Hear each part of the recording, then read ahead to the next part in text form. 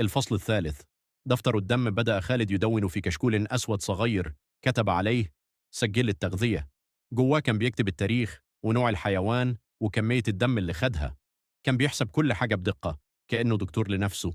وفي كل مرة يشرب فيها بيكتب ملاحظات زي: اليوم حسيت بدفى في جسمي، نبضي رجع طبيعي. من غير الدم بحس بصداع وعيوني بتحرقني. الليل بقى وقت راحته. يخرج الساعة 3 الصبح يجيب أي كائن بيتحرك، قطة، فار، حتى حمامة.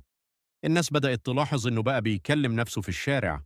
العيال الصغيرة بقت تسميه خالد المجنون بتاع السطح. وفي مرة واحدة خالد بطل يقدر ينام. كل ما يقفل عينه يحلم بوشه متغطي بالدم.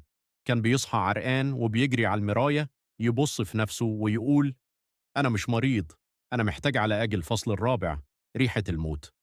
العمارة كلها بدأت تشم ريحة غريبة طالعة من شقته، ريحة دم مختلط بريحة لحم بايت.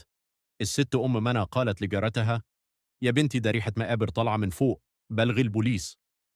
بس لما البوليس جه، خالد فتح الباب مبتسم وشقته نظيفة جدا. مفيش أي دليل.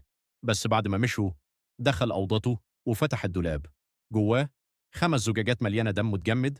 والدم ده مش دم حيوانات، ده دم بشري.